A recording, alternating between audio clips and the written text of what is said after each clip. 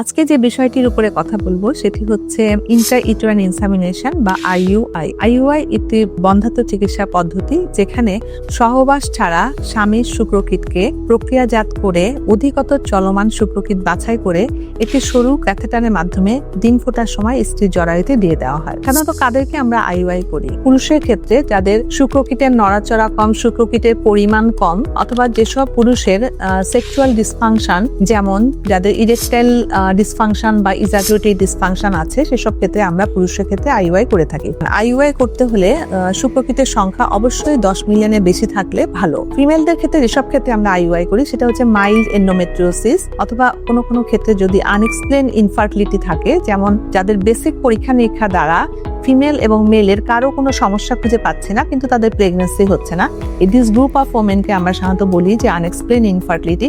এই গ্রুপের ওমেনদেরও আমরা সাধারণত আইইউআই করে থাকি। তবে ফিমেলদের আরেকটি কারণ আছে সার্ভিক্যাল ফ্যাক্টর ইনফার্টিলিটি, যেখানে কিছু মহিলার সার্ভিসের মিউকাসে এমন কিছু জিনিস থাকে যখন শুক্রকীট যোনিপথে পড়ে তখন শুক্রকীটের চলাচল বাধাগ্রস্ত হয়। তবে সেসব পেশেন্টকেও আমরা সাধারণত আইইউআই সাজেস্ট করে থাকি।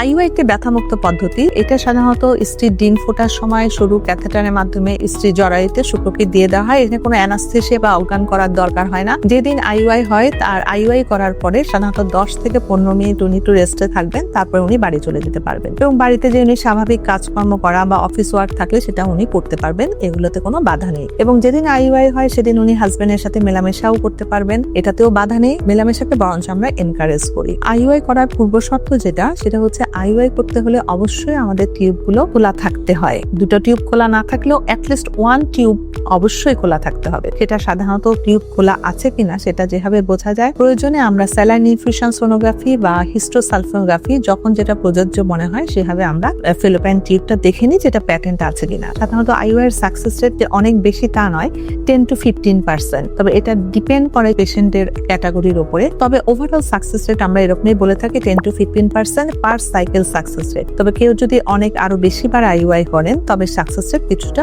বেড়ে যায়। সাধারণত ফিমেলের এজ যদি 35 এর কম হয় এবং ওনার ওভারিয়ান রিজার্ভ যদি ভালো থাকে সেক্ষেত্রে আমরা সাধারণত 3 to 6 সাইকেল আইইউআই করি। তবে ফিমেলের এজ যদি 35 এর বেশি হয় এবং 40 কম হয় সেক্ষেত্রে আমরা সাধারণত 2 to 3 সাইকেল আইইউআই করি, দেন তাকে অন্য ট্রিটমেন্ট সাজেস্ট করি। তবে কারো বয়স যদি 40 এর বেশি হয় এবং ওভারিয়ান রিজার্ভও যদি কমে যায় সেক্ষেত্রে সাধারণত আইইউআই খুব ভালো চিকিৎসা পদ্ধতি হয় না। সেক্ষেত্রে আমরা তাদেরকে বলি যে আইভিএফ পদ্ধতিতে চিকিৎসা নেওয়ার জন্য।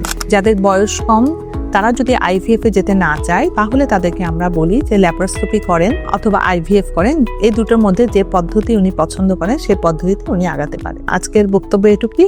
নেক্সট দিন আমরা অন্য ভিডিও নিয়ে আসবো।